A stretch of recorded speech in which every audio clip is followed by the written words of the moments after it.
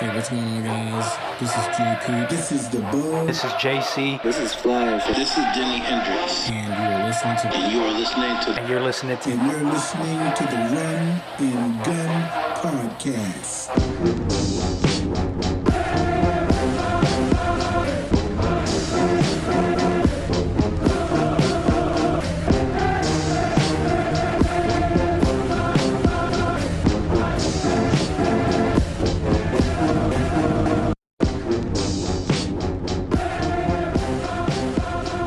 What's going on, folks? Welcome to another episode of the Run and Gun Podcast. I'm JPeeps. I'm Denny Hendrix.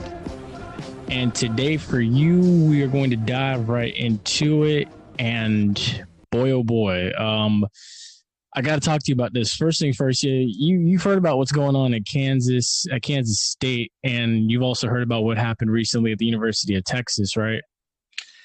Yeah, but just go ahead and sorry, I got tongue tied. You're good. Take your time. Yeah. Yeah, but go ahead and unravel it for the listeners.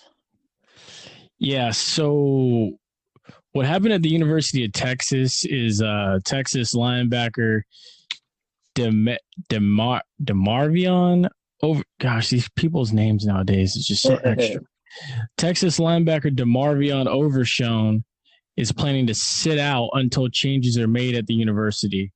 He says that until real action is taken regarding Longhorns players' demand that the university be inclusive for Black athletes in the community, he will be sitting out of all team activities.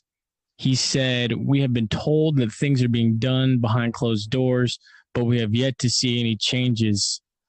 Overshown wrote in a tweet, "We are constantly preached urgency throughout the program, and I feel that the university should be held to the same standard."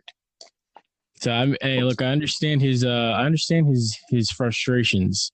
I really do. And Tom Herman's going to have to address this stuff along with the Texas faculty and staff and administration. So, some people have said, maybe he needs to consider a school in the SWAC or something like that. And some people say maybe you should transfer out.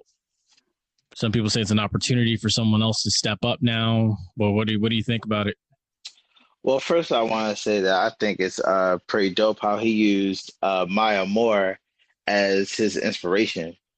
Because, Maya Moore is WNBA champion, always an inspiration. But yeah, I mean, you see the climate is changing. Like we talked about this before in our first podcast about how the athletes are starting to stand up for themselves. They're not letting people walk all over them like how they used to. They're more than just pieces of meat. Yes. So I support Overshown. I think this is great the way he's doing. I just hope that more of his teammates, will back him up if I was lead, because movements like this, they need numbers and they need to bond together. I'm proud of Overshown for standing out and him being one of the first to stand out, but he has to rally his teammates behind him. Yes, in a major way, he really has to. Because I'm sorry, I didn't mean to cut you off, but we've seen what happens when it's just one player, for whatever reason. Because if you talk about Maya Moore and why she sat out, I mean, I know that may have been a while ago. A lot of us probably don't really remember exactly the stand behind that, but she actually rallied a couple of her teammates behind her, and that's why it stood out. So it stood out amongst other protests when people would just sit out, because she was able to get other people too as well. So this one would have to he would have to get his teammates to support. Right. I agree with you. I fully agree with you. And then there was also the other thing going on. It's what Kansas State. I'm trying to find the tweet that one of their players that came out with. It was about a couple weeks ago. Now that's the one I didn't hear about at Kansas State. Yeah. I forget that guy's name. I'm trying to find it right now, but he did in fact say that we don't have to go to an HBCU to get the respect that we deserve. He said, we're going to get the respect we want right here. I'm trying to find out what his name was. I'm trying to remember, trying to look for his name. Bear with me. Just a slight break in the action. Let me find it. Can't be too far off. Bruce Weber. Bruce Weber. What is his name? Wait, I mean, not what is his name, but the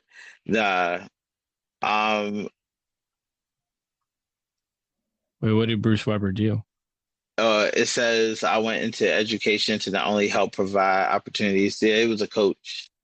The coach that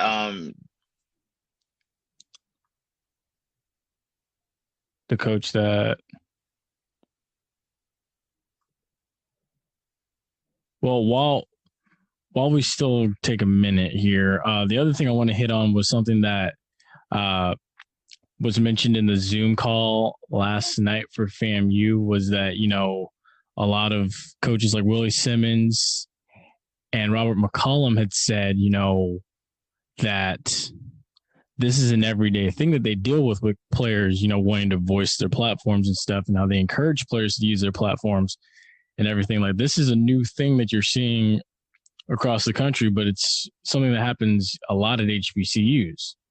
And that he commended HBCUs for using that platform. And I have to agree with him, as I still continue to try to find this statement that was said. But okay, well, Kansas State came out with a statement saying that we condemn racism and bigotry in all forms. The university president, Richard Meyer, had also said, Black Lives Matter at Kansas State University. We will continue to fight for social injustice. But at the same time, too, senior defensive back Walter Neal Jr. and sophomore wide receiver Joshua Youngblood also tweeted that they would not play for the school unless McNeil is removed from campus. Be it McNeil is the kid that tweeted out very obscene words, and none of the players like that, so now they are threatening to transfer out. So we're going to see what happens here. It'll be interesting. I think Kansas State needs to act fast, because now a lot of diversity has indeed launched. And now you have to worry about, you know, will Kansas State be able to field a football team this fall? Are a lot of these guys bluffing? I don't know. I don't think so. We'll see what happens, as we still wait to continue to get Denny Hendrix back. But on to the rest of the NCAA news. Bethune-Cookman is indeed headed to the SWAC. Oh, wait, is he back? Are you back? Yeah, can you hear me? Yeah. I didn't even know I went out. Oh, sorry. Yeah, you're good. Okay, so yeah, I couldn't find it. Back to the Kansas State thing. I couldn't find it. But it did state here that senior defensive. State, I'm sorry. That explains why. I'll tell you. Kansas State has been very vocal about not standing up for racism, not just past coaches. That was the tweet I thought you were looking for, was a tweet from the coach about in support of Black Lives Matter. But Kansas State has also tweeted that they won't stand for racism. So I'm pretty sure that they are going to be able to field a football team this season. You know, God forbid about the COVID, but yeah, I think they'll still be able to, because they are obviously not going to let one racist stop their entire season. When have you ever known a team to let one pony stop the show? That's true. I agree with you there. Because it's like a major league boycott now, and you know they got to do something to take care of this. I'm glad that the university has come out with statements to say it. But the other thing too that I kind of wanted to point out was, you know, one of their players did say he said, you know, we don't have to go to an HBCU to get respect, that the respect that we need and to turn the tide. We're going to stay right here and fight for what we believe in. And a lot of people kind of took it the wrong way, saying, you know what, this is what's wrong and stuff, or, oh, he's a sellout and stuff like that. My take of it is always this, you know, I'm with you. I'm with you on this side, but I'm with him on this side as well. So I understand both sides of the spectrum. I understand that we want to see all these guys go back to HBCUs like it used to be and stuff. But we need to also remember too that the HBC the guys that came along back then before the desegregation of the South and everything like that, and before they intertwined the schools, they wanted to go to those white programs and stuff, but they weren't allowed in. So they fought for this right to now to where their grandsons and everything can go to these Power 5 schools. So I mean, I'm on the fence of it would be nice to see you go back to HBCs, but at the same time too, I feel that a recruit should always go where they feel is most comfortable. And I mean, let's be honest, we've all been there before. It's because we got spoiled. We used to seeing our boys perform under these Power 5 these trainings and these schools. It'd be weird to go back to watching Howard and Morgan or Bethune and FAMU after you're used to seeing Alabama and Georgia duke it out for years. So I can see why you're on the fence, because I'm on the fence too. I love watching me a Big Ten scrimmage or something from the SEC or ACC. I went to HBCU, so I'm on the fence just with you, and I'm pretty sure a lot of us are when it comes to that. Yeah, exactly. Because every environment has a different feel to it. Like the vibe in the SEC is different from that of HBCU football. I think HBCU football is fantastic, but at the same time too, I think the SEC is fantastic in its own way. I feel like the Big Ten is unique in its own way. But so I mean, I'm like I was gonna say, we've both played high school ball before. We both always wanted that recruit, but we've both always wanted that letter from that one school. We've both always wanted that look from that one school. We've all had that dream school at some point in our lives. Like, look, I always wanted to go to FAMU and play football. I'm sure you probably always wanted to go Michigan and play football. At one point, I wanted to go to Florida State and play football. Everyone has that dream, and sometimes it just doesn't work out, and they have to go where they best feel comfortable. He like you said, the same kid said he took visits to Southern and Grambling, I believe, and one other HBCU. He just didn't like it, and so he chose Kansas State.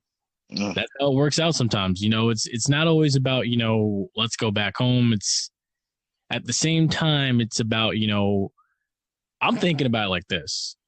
Do they have what I need for my major? How good does it look trying to go to grad school, things like that? On top of, if I decide to go pro and stuff like that, it's more than just, I think, the football and the coaches. I think it's more so for me, the educational side of it and stuff, like what do they offer for my major? That's the ultimate one right there. But these boys ain't thinking about their major. They're thinking about what's going to help them get to the league.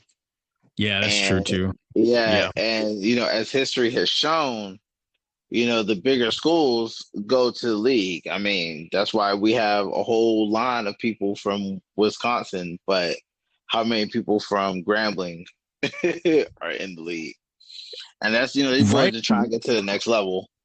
Right now, I would say, honestly, I would say right now, not a lot from Grambling, but I would say back in the day, it was a lot. But now, you're right, not so much. Yeah, and the times have changed. But I do think that if more and more top recruits did go to these schools, over time, the schools themselves would benefit, the HBCUs, I mean.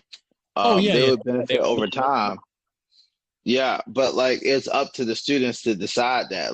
We want to be part. We want to possibly sacrifice our career to go to this school and play, in hopes of the person behind me getting a better chance at a local school or an HBCU.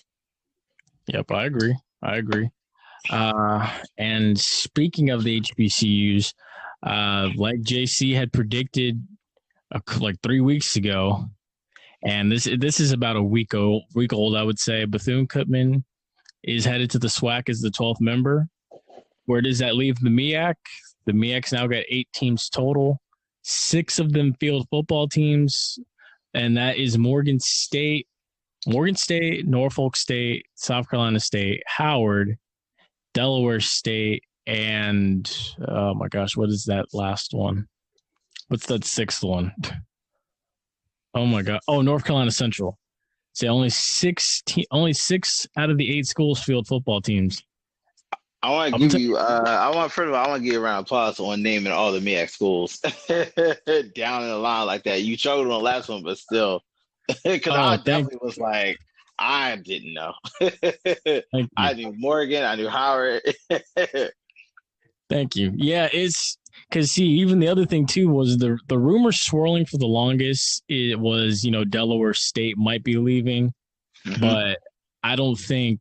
I think the fact that FAMU and Bethune had both already left kind of showed Delaware State is going to stay put.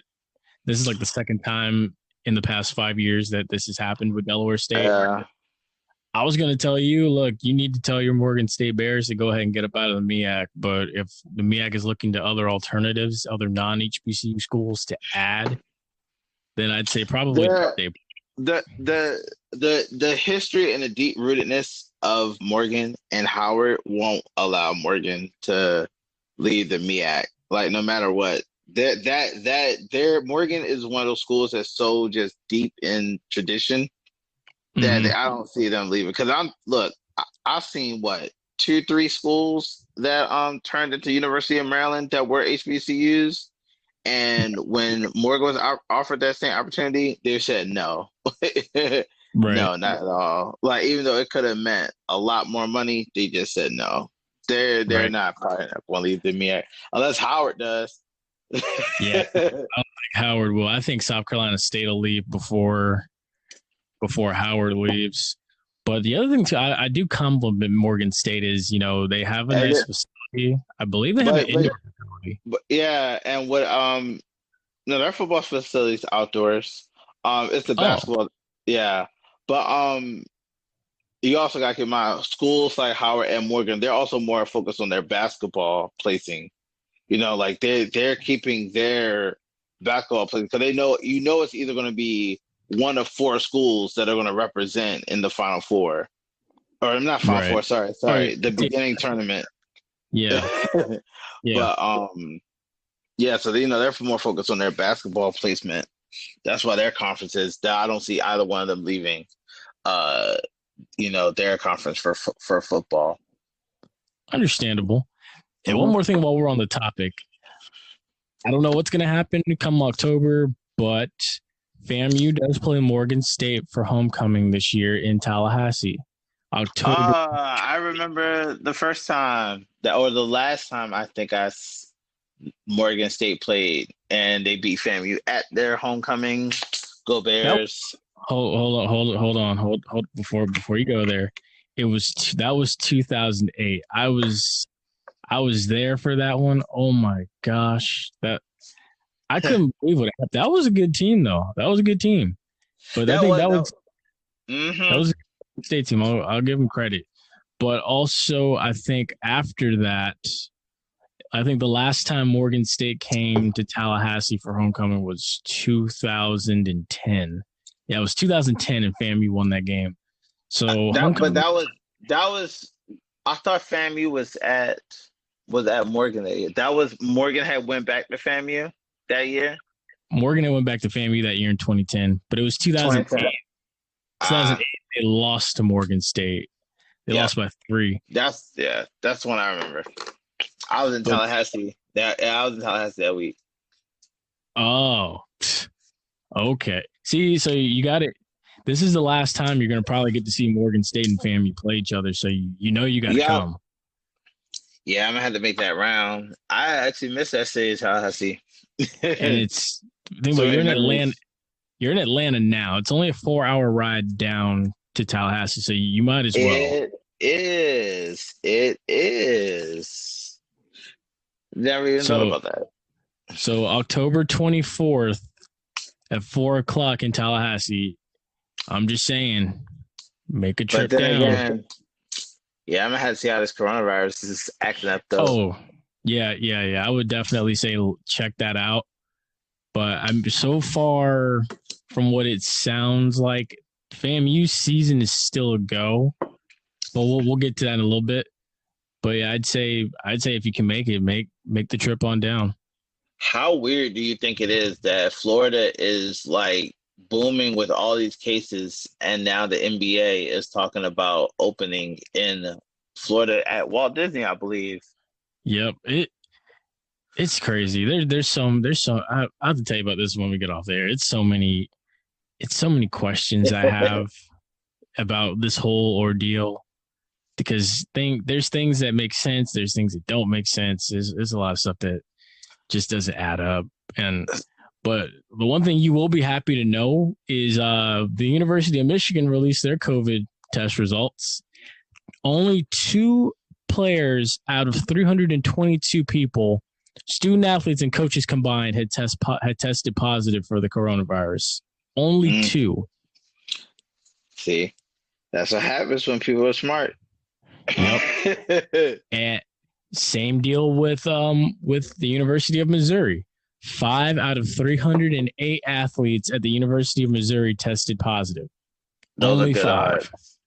Yeah, see, that's how you do it. We folks, the rest of the country, in particular, the University of Texas and LSU could learn a thing or two from Michigan and Missouri.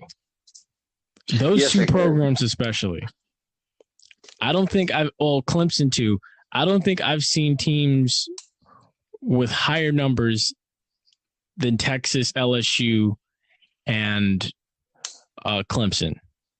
Those 3 teams I think are the ones with the highest numbers. We could all learn something from Michigan and Missouri. I'm just saying. That's all I'm going to say. And the other, you're right. You're absolutely right, because it's just, social distancing, wearing masks. You can see this, Michigan's been pretty locked down. But in some of these other schools, they just want to be out and party. And then that's how you get it. Cause I worked in party scene before in clubs, and that scene is nasty already. Yes. Oh my gosh. Yes. In a time like this. Yeah, I wouldn't. I would not.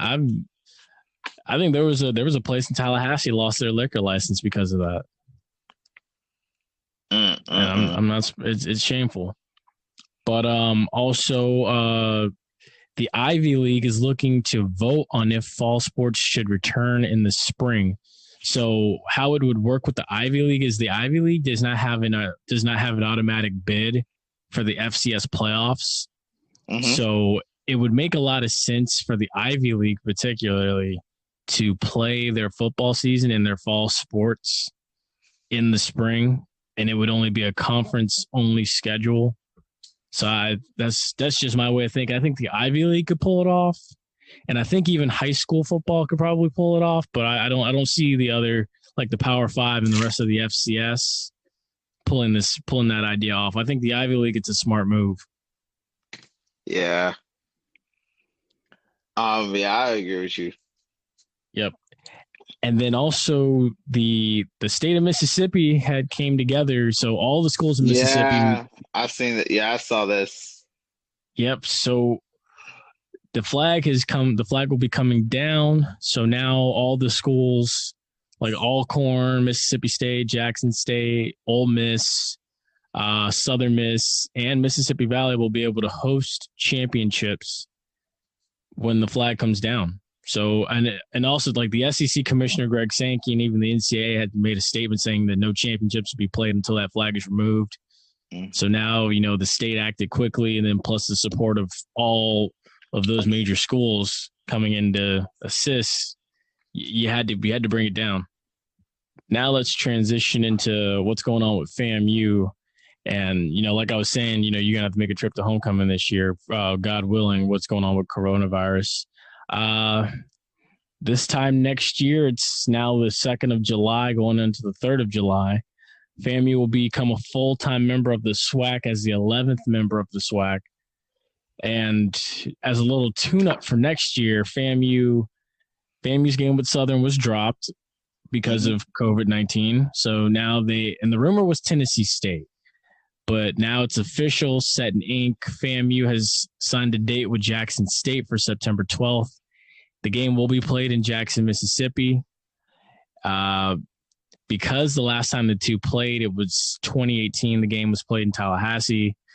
Jackson State has gotten lucky the last two times the two have played. FAMU in 2014 gave up a Hail Mary. That's on YouTube. You can go check that out. And then like the final 30 seconds of the game in 2018, FAMU lost just because of their own reasons. I think they were too slow getting the field goal team on the field to win the game. And then next thing you know, boom, you lose by 2 points. So you hate to see it. You really do. It's because you look back at it, it's two games that could have been won. It really is. And I think going into this year, if this game is played, I like FAMU's chances because last year, Jackson State was 4-8, barely beat lowly Mississippi Valley. But Mississippi Valley always plays them tough because it's two Mississippi schools, and I think it's a rivalry. But, I think having a head coach now that is in his third year and that is coming off of a 9-2 year, I think that they'll be able to go into Jackson, Mississippi with a crowd that will probably be less than 50% capacity and take care of business. So, I like FAMU's chances with that.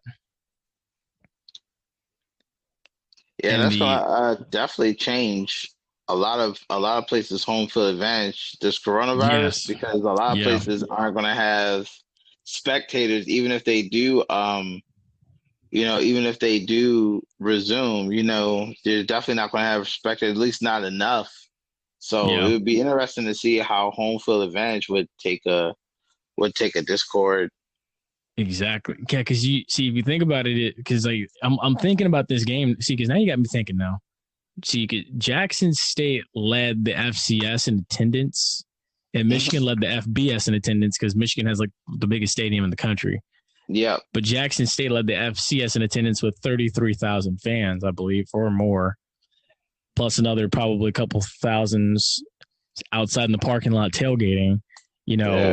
So you slice that number in half by 50%, and that's what, 17,000, 15,000. More than that, more like a third. A lot of places, they're only opening to a third of capacity. So, right. See, so now that kind of just takes the home field advantage right out of it. So I think that could, if this game is played, work in FAMU's favor. So that might be much needed for FAMU, unfortunately, in this sense. And the other thing too, I'm sorry, I may cut you off, but go ahead. The Clippers had to shut facilities after positive tests. Just now? Yeah. Oh boy. The Wash just sent it in. What was you? Oh my gosh, yeah. Yeah. I can't pronounce that guy's name. Yeah, that's why it's just called Wash. Yeah. Oh boy. Yeah, but see, it's gonna be interesting when they get down here to Florida. Yeah, because the Clippers, they just shut it down, and I was looking, they were one of the teams that were in it because I know they're not bringing all of them back; they're bringing 22. Yeah. I'm gonna talk about that in a second. But the other thing too is the MEAC commissioner had said, we're looking for elite teams when he spoke on, FAMU, A&T, and Bethune-Cookman exiting the conference. Yeah. And, I was watching an interview from HBCU Game Day, and one of FAMU's former players, Vaughn Wilson, came out and said, that isn't right of him to say that, because for one, the thing is, people don't realize this. Some people do, some people don't. FAMU won 23 out of 25 SIAC championships. Mm-hmm. The SIAC, before there was even a MEAC or before the MEAC was even thought of. FAMU had won 23 out of 25 SIAC championships. So for him to say, we're looking for elite teams, I'm like, dude, you lost 3 of your biggest moneymakers in the span of 5 months.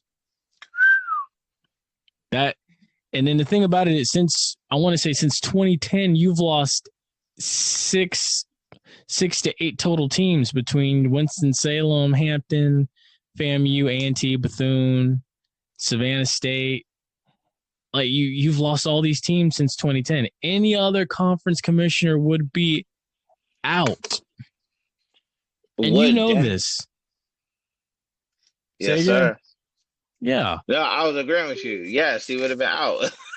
Yeah, like anybody, can you imagine the Big Ten commissioner if he were to lose, say, Penn State, and then he loses Iowa, and then he turns around and loses Nebraska, and then God forbid loses Michigan State? He would have been out after Penn State. Exactly. Definitely out after Iowa. Yeah. See? Or think about Greg Sankey losing Florida and then Georgia and then Mississippi State and Alabama. Can you imagine? So back to what I was saying about the Clippers. Sorry, because this is more like breaking news. You're good. The Clippers, they did shut down their team's practice facility on Thursday after a positive coronavirus test. But they could reopen their facility for workouts on Wednesday. So they're going to just take about a week off. Yeah, because they said that Denver and Brooklyn had both temporarily shut down their facilities after positive tests. Right. Yeah. Right. Yeah, see, that's wild. But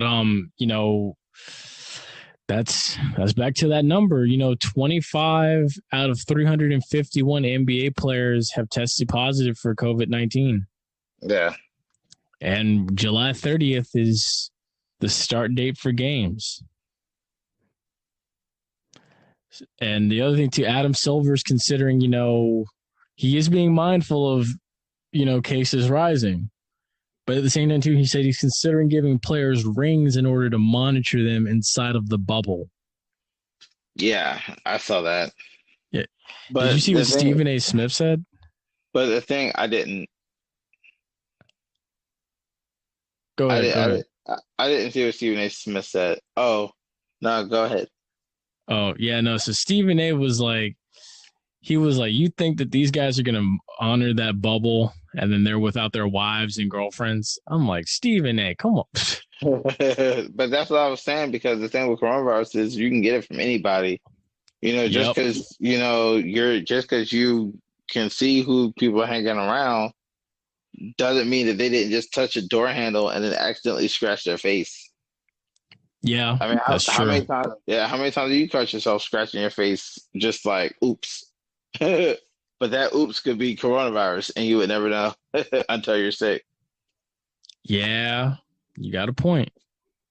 Because that makes a lot of sense. And even I was saying it too, I think J.R. Smith, because J.R. Smith just signed with the Lakers recently. I think he would be that guy that would somehow manage to find his way out of the bubble and go down to OBT and try to try to find something going on down on OBT. He'll be in downtown Orlando at the club, turned up with the men. That was my first. I was like, look, he'll be the first one and probably the only one down there, and then come back like nothing happened. Like nothing happened.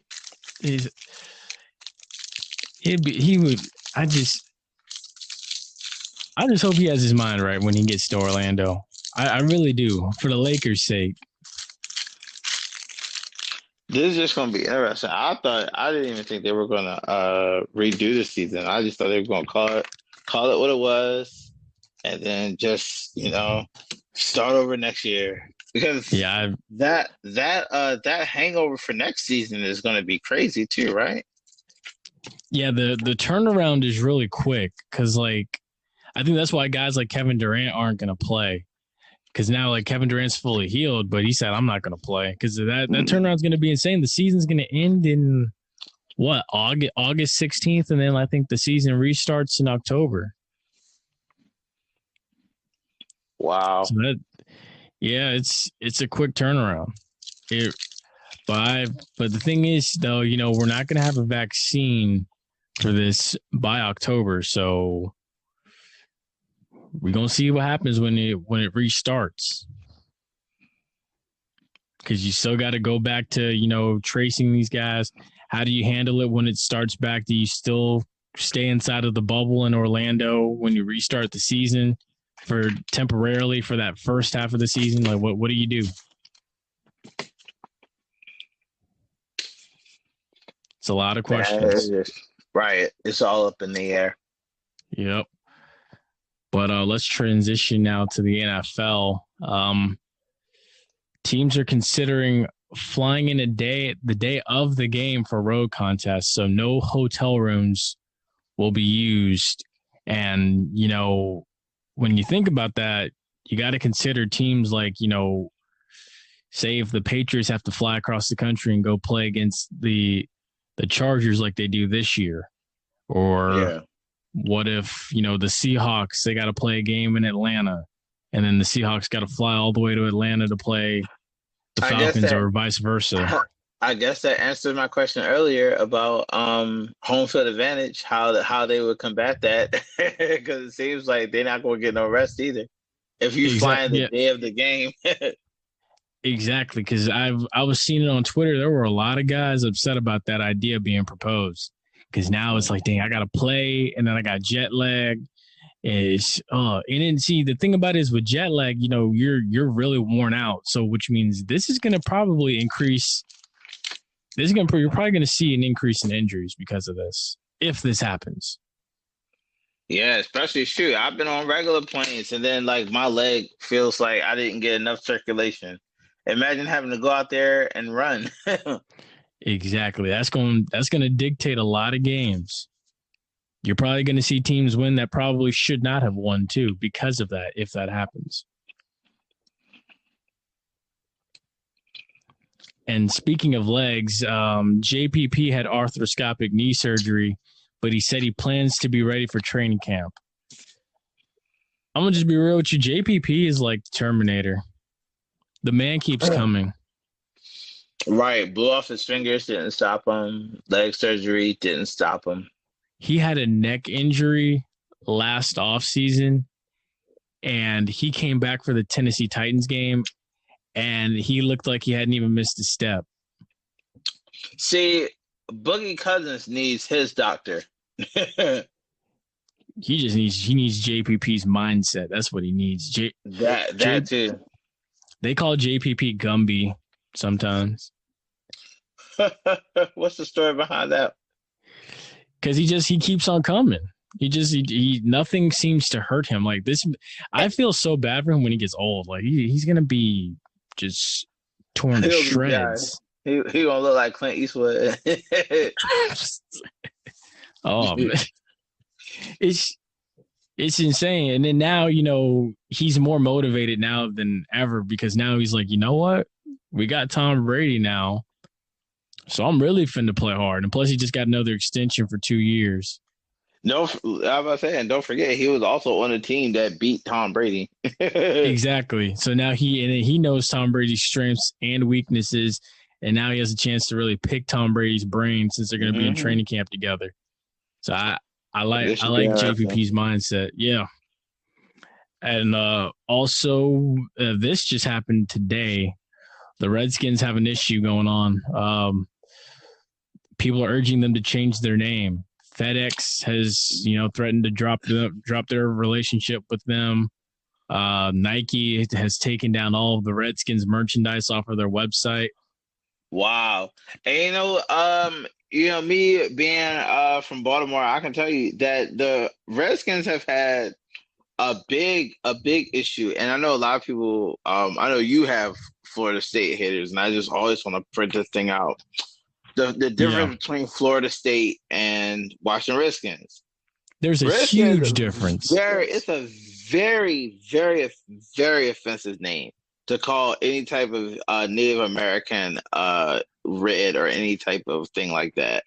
And then with Exactly. Florida State, their whole thing is, yes, we went to the Seminole Nation, we got permission. Because Exactly. all these stories, or some of these stories, I just found out after Florida, they were crying about the Gator bait thing being taken away. But I knew about, you Yeah. know, about them using the black babies to hunt gators. That's like common knowledge. They sold merchandise talking about it. Exactly. With Florida State, they actually went out to the Seminole Nation, got permission for all of it. They're like, no, we got our contract signed. They said we're cool, right? And Seminoles like, Exactly. yeah, no, they're cool. Washington, y'all not cool. Exactly. And yeah, and not only this the nation's capital team. You know what I mean? Like it's not like it's some podunk city out in Western world. This is the nation's capital team, and you're talking about it's the yeah. So I really hope that that they make them change their name. Like I've been rooting for that my entire life. I've never been a Washington fan. Yeah, it's like, see, the thing about it is like I think I think it might be like one of those, Native American type of curses or something, because they don't really, they always get top. The year they won was a year when no one was playing. It was like a fluke. Oh no, they got 2 rings. They got 2 rings. What They was got the second ring? Oh my God. And don't tell me that. Yeah. There was one ring that was like way before.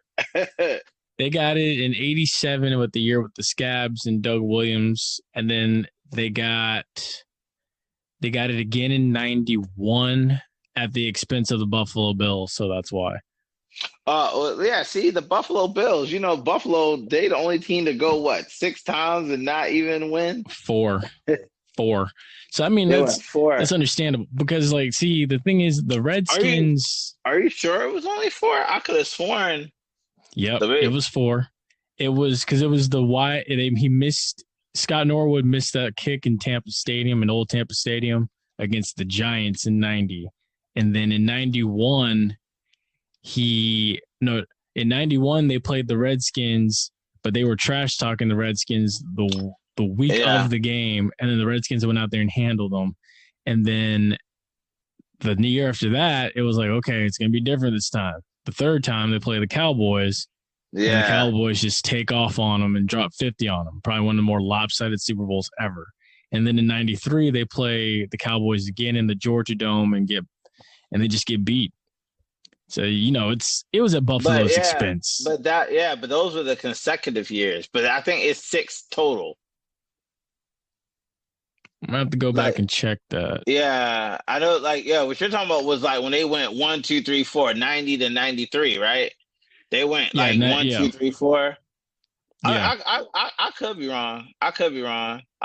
It's an easy look though. Yeah, but yeah, I think it's because the Redskins usually they had Deion Sanders for a hot minute, and even Deion wasn't the same person he wasn't the same person he was in Dallas. Like he fell off when he was in Washington, but then he even picked it back up when he got to Baltimore.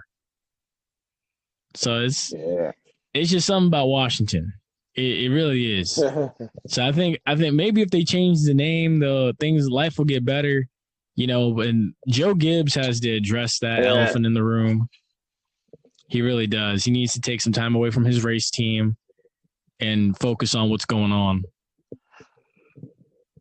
Yeah, and back to the Bills, it was AFL championships that they had. Oh, okay, okay. So I knew I was right, but but you're right about the 4 happening together. But I just thought they were NFL. Right. But it was pre-merger. Go ahead.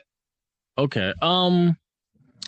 The other thing too, I was gonna say is, I think it's just because it's been a down week and a slow week. I don't know why a lot of people automatically are assuming Antonio Brown is coming to Tampa. I've been saying it, he should go to Green Bay and go play with Aaron Rodgers.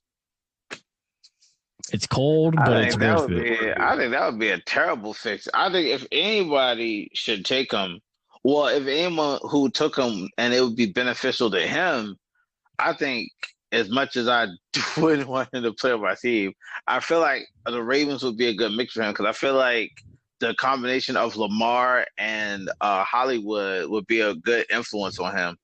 So him with his cousin Hollywood and then put him with Lamar too? Yeah, because I feel like if it doesn't work there, it's not going to work anywhere. And I feel like that would be the best place for him to at least get his mental back together. Because with Antonio, it's not skill. It's his work ethic and his behavior. But I think it's more so his behavior. Yeah. But I say mental health. I'll always take Antonio's behavior back to that hit from Vontaze Burfict. Because he was never the same after that. He was never the same after that. So I'll always think, but I think that if Antonio Brown was to go somewhere to get stability, at least and to build a work ethic, and people who would actually put extra time, not just the time to work for themselves, but the two people that would put extra time to help Antonio, it would be Hollywood and Lamar, just because of the people they are. And the Ravens organization, how they're real tight knit. And I feel like that would be the best place for Antonio to go. And to let people know that also if it doesn't work there, if he goes there, that's a lost cause because nobody else would put the work in than John Harbaugh, Lamar Jackson, and Hollywood Brown. Right. And Hollywood, right. That's his cousin. They play football together in the off season. So right. I mean it would be interesting. Yeah. That would add to a very explosive team. It would. And Antonio would get the looks because he would fit in that quick pace offense that him, Hollywood, and Lamar have. Because that would be three dimensions of a very quick-minded offense. Because Antonio's strength is off the break. Oh, one move, I'm gone past you. You're not catching up to me. Hollywood is more of a you're not going to outrun me, and Lamar is just agile. Agile as all hell. Like he's going to stop and start quicker than you can get yourself together. So I feel like with Antonio Brown in that offense, that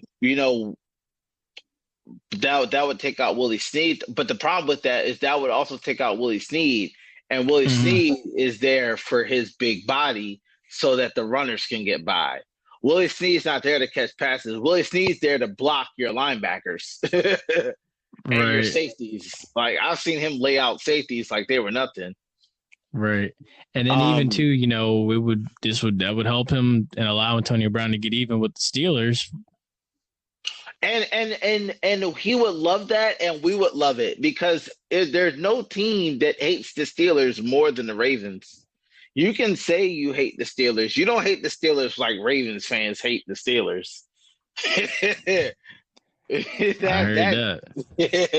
Yeah, that would be great because I remember one year the Ravens, they had acquired TJ Hushmanzada, who was a Bengals player. Really good Bengals player, wide receiver, and when he finally beat the Bengals, when they had Carson Palmer and all them, he was hyped up. So I can only imagine Antonio Brown losing his mind catching a winning touchdown in Pittsburgh. Antonio Brown to go crazy. I would too. I would lose my mind. I feel that, but also, NFL training camps will start on time, but do not expect fans to be allowed to attend training camp or preseason games because, as you know, the preseason now has been cut down to 2 games this year.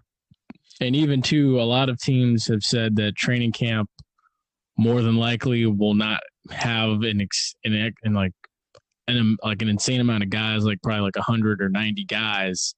fighting for roster spots. You know, they said it'll probably be down somewhere around maybe at minimum 80 to 75 guys.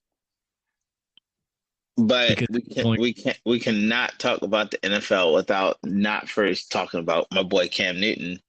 What do you think about Cam in New England?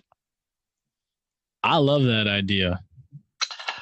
I do too. I think he's going to have the best line he's ever had, his best offensive line. He's not going to know what to do with himself. He's going to have so much time in the pocket. We're going to see. Yeah. We're going to see an amazing. We're going to see amazing Cam Newton. He's going to be able to have time in the pocket to make decisions. Yes. He's been on the bench at least a season now. I want to say a season and a half because I feel like I haven't seen him play in a while, but I know at least one season. Yeah, he's one that it's going to be insane because like now, like you were saying, it's going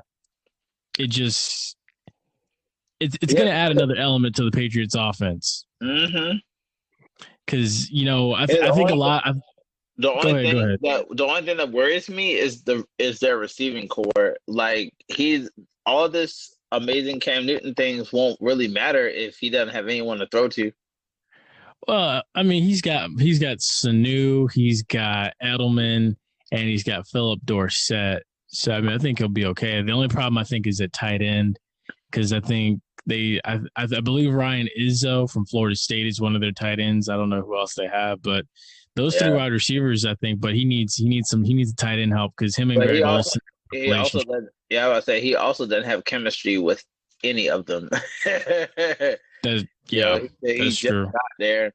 But chemistry is the thing that builds. They're professional wide receivers. They should be able to adapt. Yeah, and I think I would say Edelman's probably one of the better route runners in the game right now.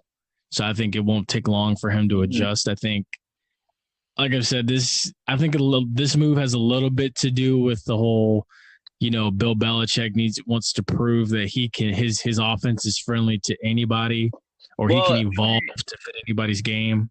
Yeah, he's a brilliant coach. He also had Tom Brady, but he was also good before that. Exactly. Yeah, he knows. Belichick is one of those coaches who literally, like, you get once in a lifetime. One of those coaches that literally sit down, all they think about the game. Like right now, at this very moment, he's thinking about the game. It doesn't switch off for him. So the fact that this move was definitely shows that a lot of people, they were saying that there was tension in New England. I never thought there was tension in New England. I thought just Tom Brady just wanted to retire. He wanted to see someplace else. I didn't think that the Belichick Kraft thing was going to shut down. And this move shows it because Cam Newton is a capable quarterback. He just didn't have the tools that fit by him in Carolina. No, he didn't. Carolina, he had the tools. It was just like they were kind of just. It was kind of just slowly going downhill after 2015. But Carolina's never really been like a franchise team. They've been or a dynasty team. They're more like a pop team. It'd be a year they're hot, and it'd be an amazing team, but not not a team that history will remember.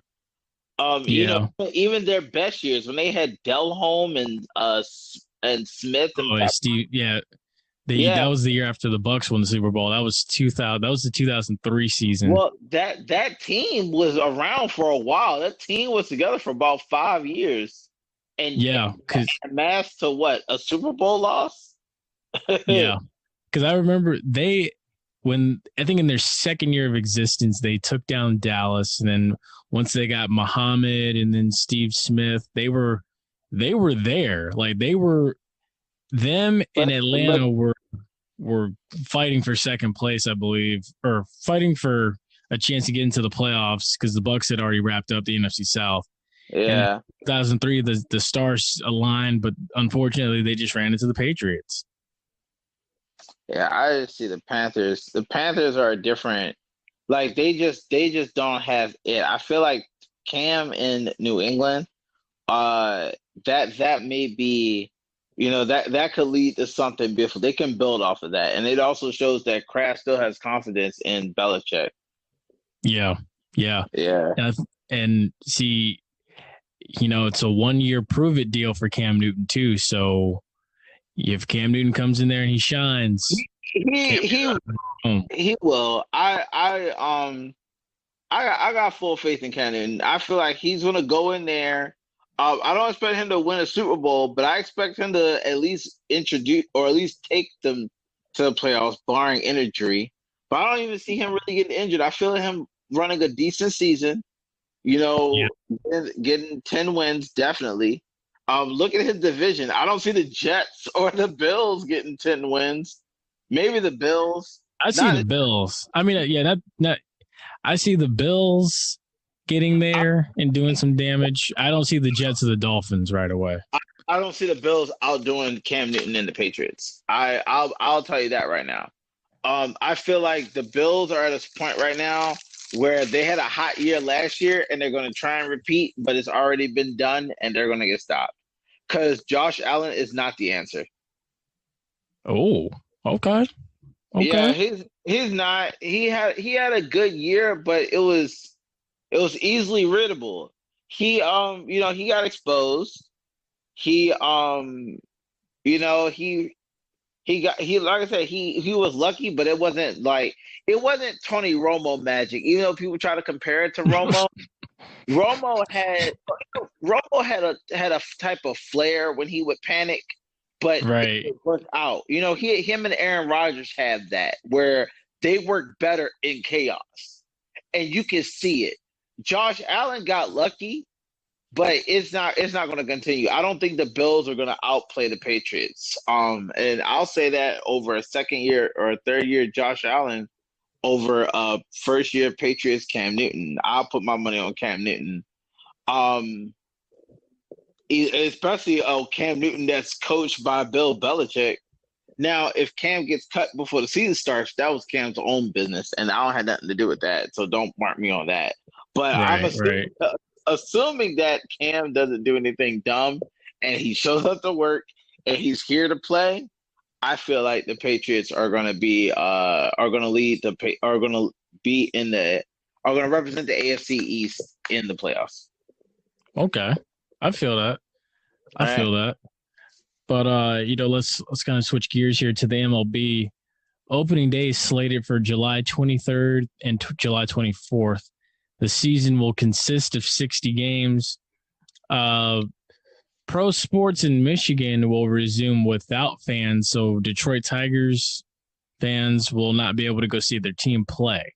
But however, the Rays and the Cubs are considering allowing a select number of fans inside of their stadiums.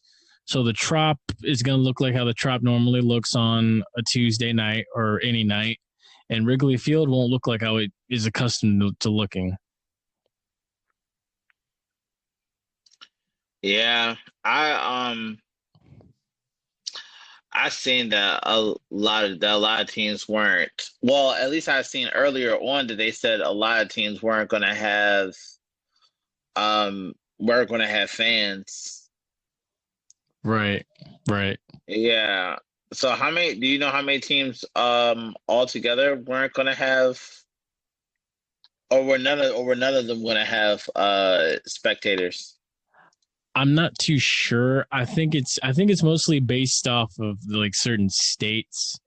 Like I know, like I mean, in Florida, we're so daring in Florida that more than likely they're gonna allow fans inside of the Trop, but also too, Tropicana Field is a testing site for COVID-19.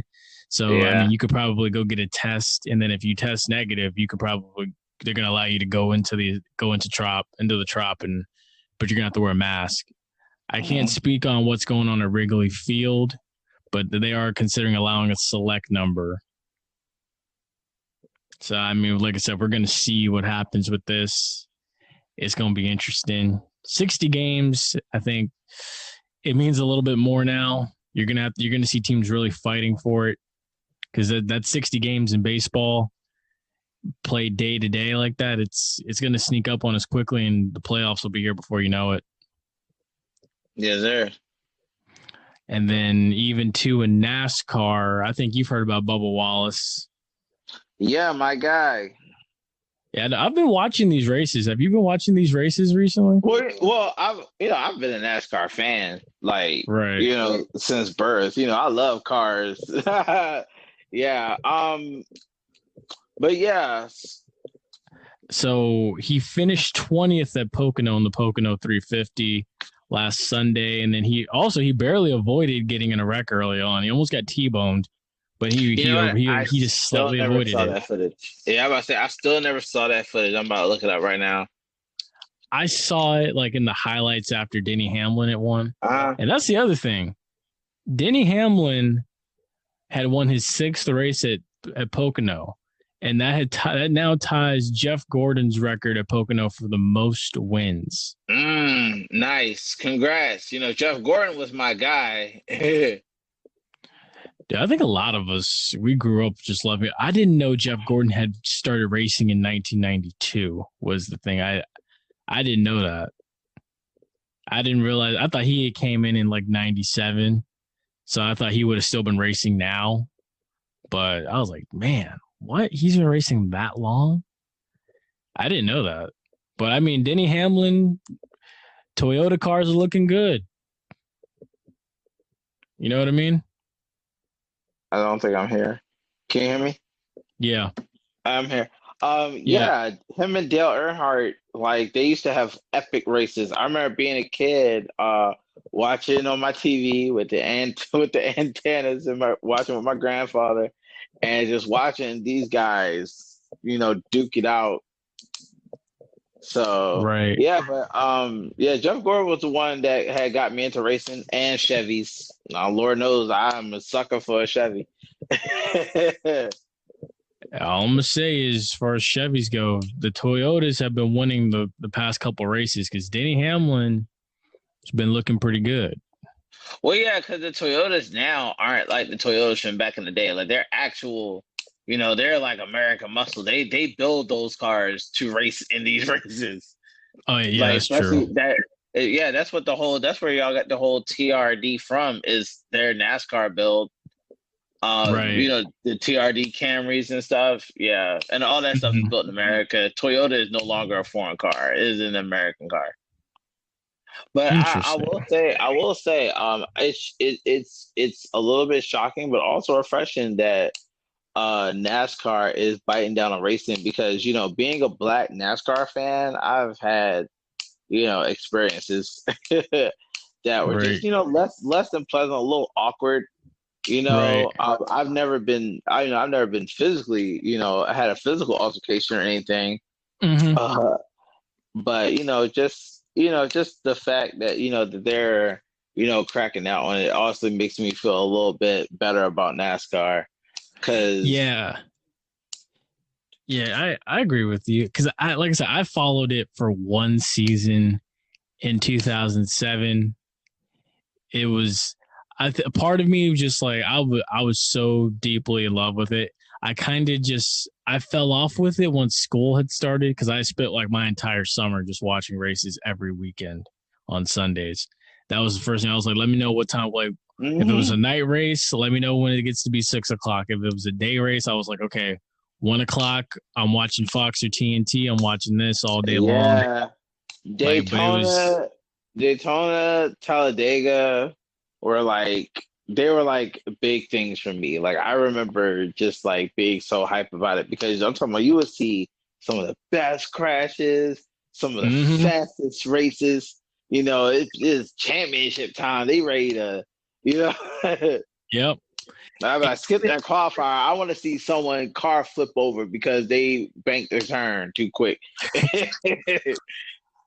It was 4th of July, I think, back then too. Back in like 2007, I had never seen it before, but I think at the time it was the Pepsi 400 at Daytona at night. Yeah.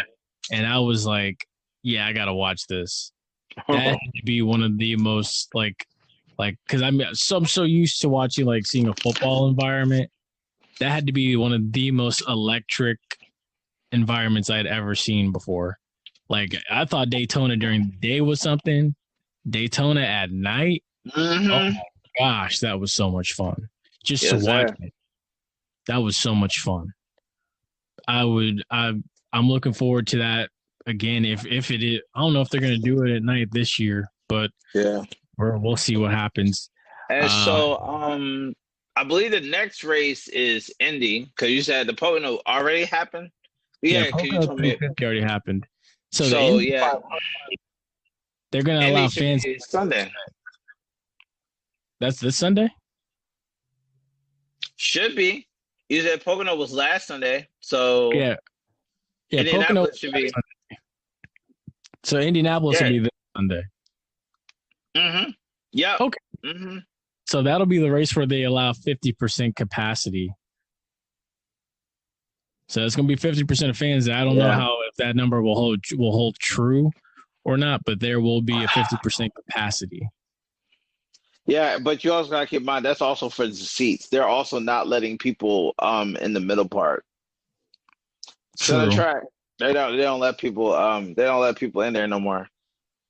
That's how yeah, with the trailers and stuff. Yeah, they cut that out. Right. So yeah, like I said, like about a third capacity because you take that out. Right. Huh. Okay. But now the bug is coming. The bug is coming. You know what time it is. Time for trivia with the bug. Yep.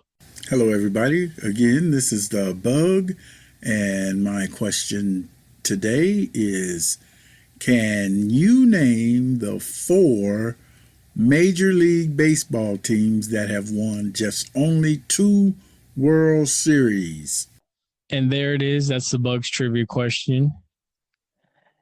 And that's going to do it for us on this episode of the Run and Gun podcast. I hope you've enjoyed this episode. I'm JPeeps. I'm Denny Hendrix. And if you have not already, make sure you follow us on Instagram at Throw Flags. Make sure you follow us on Facebook and Twitter at Penalty Talk. Make sure you follow us on YouTube, like, share, and subscribe there. Make sure you check us out on Spotify. If you need to shoot us an email, it's blackontheplaysports@gmail.com. And also, too, be on the lookout for our preseason breakdowns for college football and the NFL football. And the NFL. No word yet on what's going to happen with college football. So until we hear something, we're still going to come at you with those. So stay tuned. Hendrix, you got anything? Just make sure you guys are out here staying safe. Make sure you're washing your hands, disinfecting, wearing the masks, please. Flatten the curve, guys. All right. Yes, please.